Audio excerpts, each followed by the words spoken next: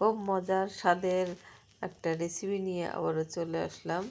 আসসালামু আলাইকুম বন্ধুরা, তোমরা সবাই কেমন আছো? আশা করি যে যেখান থেকে আমার ভিডিওটা দেখতে এসেছো সবাইকে জানাই অসংখ্য ধন্যবাদ।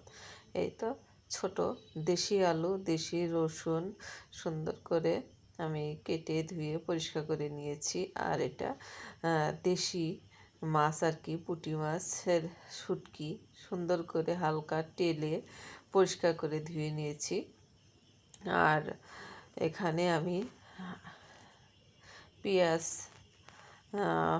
একটু যখন হালকা একটু নরম হয়ে এসেছে তখনই আমি দিয়েছি আদা বাটা, রসুন বাটা, জিরা বাটা।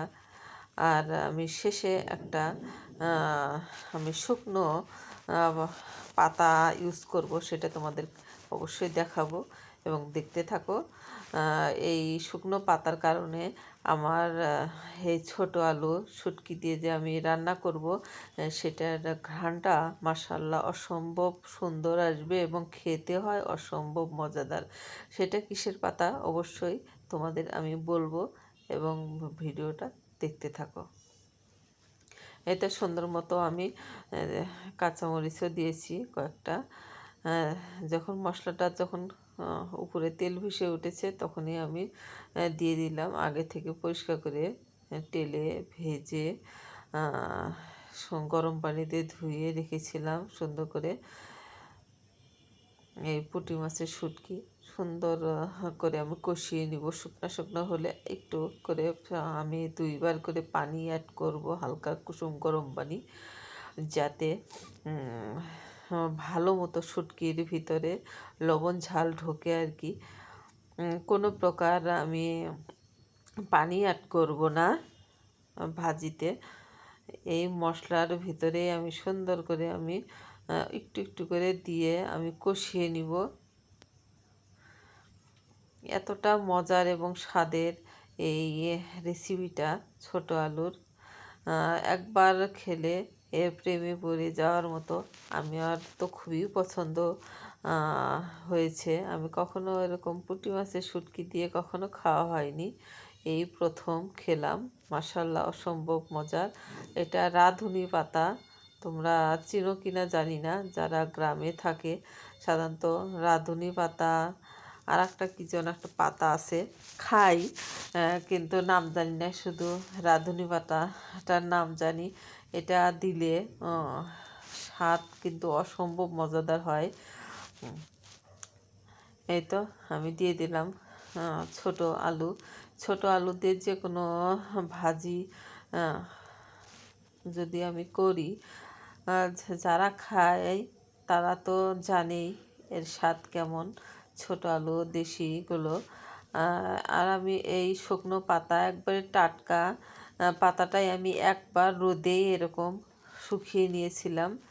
আমি বাড়ি থেকে নিয়ে এসেছি। এটা সাধারণত শহরে তেমন একটা পাওয়া যায় না, গ্রামগঞ্জে পাওয়া যায়। কিন্তু এই পাতাটা দিলে এর স্বাদটা দ্বিগুণ গুণে বেড়ে যায়। আমি কোনো পানি অ্যাড করব না, এখন ঢাকনা দিয়ে ঢেকে রেখে দেবো। কিছুক্ষণ পর পর আমি ঢাকনাটা উঠায়ে একটু নাড়াচাড়া করে দিব। কোনো প্রকার পানি অ্যাড করব না, মিডিয়াম টু লো আছে আমি সম্পূর্ণ রান্নাটা করে নিব।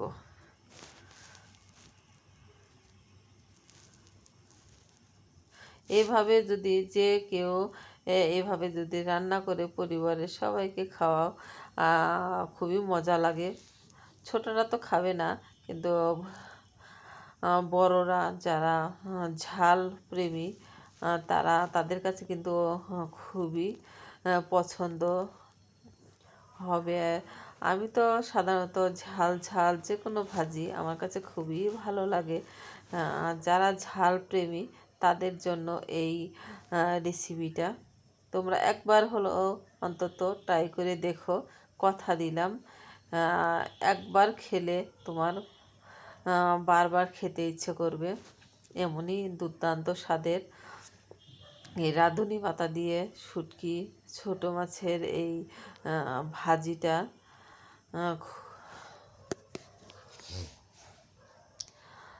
এই তো আমার ভাজিটা কমপ্লিট হয়ে গেছে। এখন তোমাদের একটু পরিবেশন করে দেখাবো কতটা সুন্দর এবং লোভনীয় হয়েছে। দেখতে যেমন মাশাআল্লাহ সুন্দর হয়েছে, খেতেও মাশাআল্লাহ অসম্ভব মজার হয়েছিল। গরম গরম ভাতের সাথে পরিবেশন করে দিবা পরিবারের সবাইকে। আমরা তো খেয়েছি মাশাআল্লাহ, খাওয়ার পরে ভয়েসটা দিচ্ছি, এতটা মজার এই ভাজিটা, শুটকি পুঁটি মাছের শুটকি দিয়ে এই আলু ভাজিটা একবার অন্তত ট্রাই করে খেয়ে দেখো। আজকের মতো বিদায় নিলাম। আল্লাহ হাফেজ।